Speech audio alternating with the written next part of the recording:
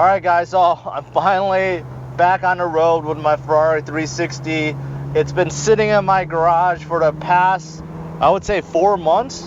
And finally, spring is here, at least for the Midwest. A lot of you guys have seen my Ridgeline videos where I've done some stunts or some things I shouldn't have in the snow.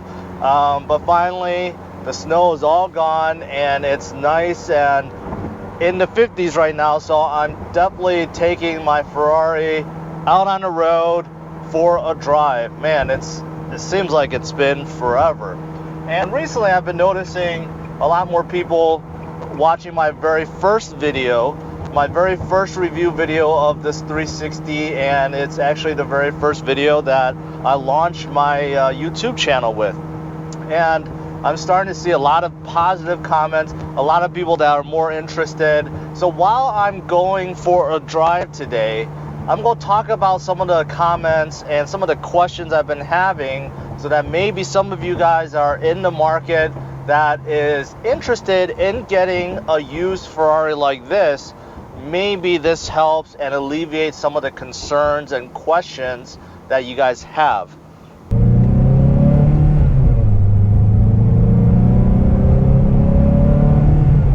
Man, the exhaust note, that is the biggest thing I missed. So over the past 6-7 months or so, I've been reviewing a lot of cars, some sports cars, and the exhaust is something that is absolutely mesmerizing in a 360. It is one of the best features of this car. A lot of people is comparing 360 to some of the other cars that's out on the road. For example, Corvettes, Stingrays, Camaros, Mustangs. There's a lot of really good cars out there, and even Teslas, and people are saying, well, for the same price range, you could get those cars, possibly cheaper, and get the same type of performance that you would get in a 360, if not better. Actually, Teslas are much faster, and that is true. That is true. However, my counter to that is the fact that, number one, this is a used Ferrari, so most of the depreciation already happened, which means that if you're getting a 360 now, it's not going to depreciate much at all. So some of these other cars, especially if you're purchasing brand new, and even in just a few years, right? For example, if you buy a Stingray or Z06 in the mid-50s or 60s, in 3, 4, 5 years, you're going to see it depreciate quite substantially. And one of the reasons why I bought 360 is, at this price point, even in 5 years, it's probably going to appreciate, not depreciate, because before I bought this car, I've been looking at 360 for quite some time, and the value of them have actually been going up. So that's one thing I love about a used Ferrari like this, is that, hey, if you buy it and you take care of it, right, and you don't put excessive amount of miles on there, it actually holds its value, and you're basically driving it for free. So someday, when you do want to sell it, you can sell it for the same amount, if not more, than what you paid for. So that is my counter to that. And I'm not trying to take away from awesomeness of the Tesla, especially the brute acceleration that you get from it. Not trying to take away from that, nor the bargain that a Corvette offers. Okay, a Corvette definitely gives you probably the best bang for the buck in terms of price to horsepower to speed, right? Not trying to take away from those at all. However, if you're trying to look at it from a price perspective, from a depreciation and maintenance perspective, you add all that together,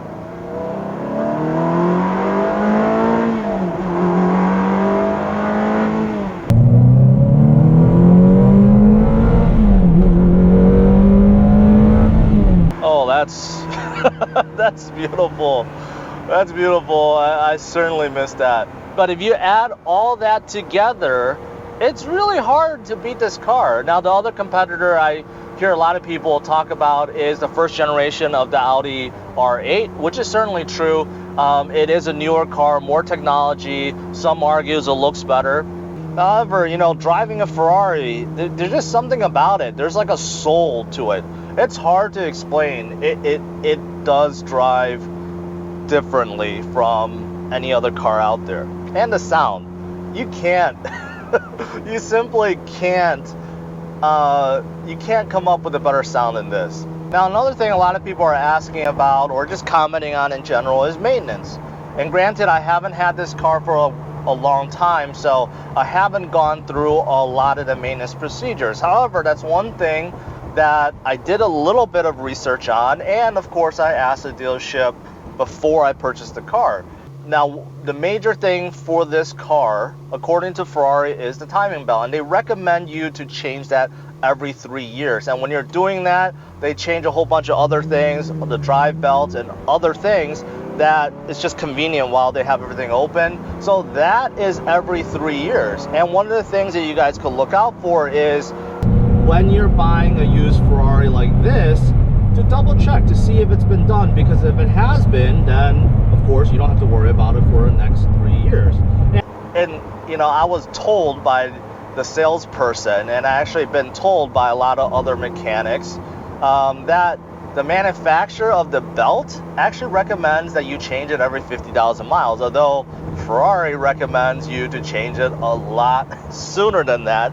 So it's just based on what you're comfortable with, right? But in terms of just normal maintenance, now Ferrari does recommend, regardless of how many miles you drive, now I kind of disagree with this, they want you to do a fluid change once per year. And the fluid change includes everything. That includes the brake fluids, obviously the oil, also coolant and everything. Any kind of fluid that's in here, they recommend you to change it per year. And that, obviously, that's a lot of work. And I was quoted about $1,500 to do that. And of course, this is up to you. Now, those of you guys that are gearheads and you're more mechanical savvy, you could definitely do that on your own, and you don't have to bring it to a Ferrari dealership to do. And there are third-party other, you know, mechanic shops that you could go to. You don't have to go to Ferrari, although that is the most recommended. In fact, if you want to change the timing belt, it's actually right behind the seats. You actually move the seats up, there's a cover that you remove, and voila, it's right there. So if you wanted to, you could even attempt that yourself, although I would never do that myself. If you quote your BMW, your Mercedes, your Lexus, and you have them quote to do a complete fluid change on the car, the price is pretty similar. I had a Lexus LS 460 before for quite some time. Every time I brought it for an oil change at a dealership, it was about $300. So that is just oil change and tire rotation alone. So if you add everything else up, it's probably similar, if not more. So in terms of the maintenance, yes, if you compare it to the maintenance on a Honda Civic or you know, Toyota RAV4, yes, it's going to be more. But if you compare it to some of the other luxury cars out there, it's actually quite similar, and that is surprising. Now, as for this year, some of you guys may be wondering if I plan on doing anything to this 360, and in my mind, I'm thinking no. One of the things that I would like to change is the brake calipers in terms of the color. Silver is kind of bland, right? I would love to get yellow calipers, or red at least, although I think yellow would look better with the red car. And I did actually buy the G2 brake caliper paint kit.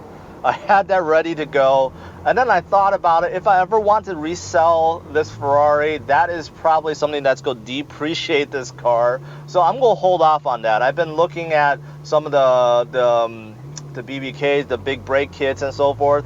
They're a little pricey. Right now, honestly, I don't track the car. I drive on the weekend or whenever it's, you know, whenever it's nice out, like right now, right? So until I actually do some serious racing with this car, I think I'm okay. All right, one thing I noticed in my original video was the fact that I didn't shoot a lot of the rear end, and actually, in my opinion, and in most people's opinion, the back end of a 360 is the best looking. So I'm taking an opportunity to actually show you guys this is what the back end looks like, and it looks gorgeous. Okay, you guys saw that I put a Challenge Stradale type grill in the back, right? And you can actually see right through to the muffler, and this really serves a good purpose because this is really hot. I could feel a lot of heat, and without this, the only place that heat could come out of are these vents on the top, and in my opinion, they don't do a really good job. So this is a good look at the back end, right? And you just look at it, the lines, it's curvy, but it definitely looks really good. It looks awesome.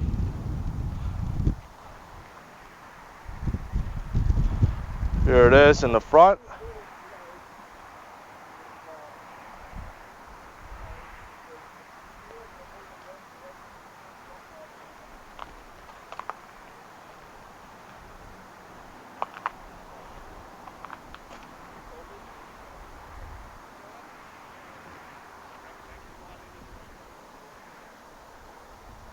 All right, I'm back on the road, and I'm going to take the highway to go back because this car at high speeds feels so planted, and it's just fun. So I'm definitely going to do. I'm going to take the highway, and get up to speed a little bit, and enjoy that.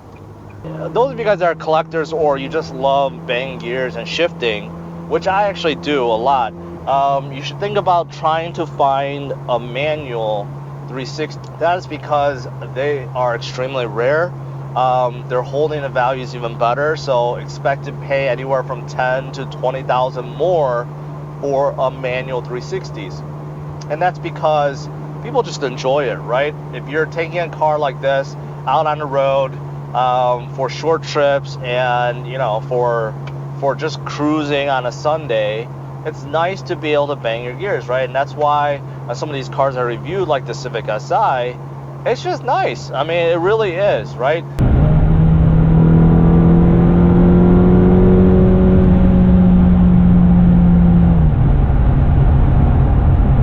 Back on the highway, probably going about, let's just say 70, since the speed limit is 70. This is awesome, all right? The nice, heavy steering feel. The car just goes where you point it, right? And overall, the car is just so planted. It just feels like this is the natural speed that a 360 should be going. Hopefully you guys enjoyed this video. This is my second follow-up video. I know the summer is right around the corner. A lot more of you guys are looking at sports cars or exotic cars, like a budget exotic car.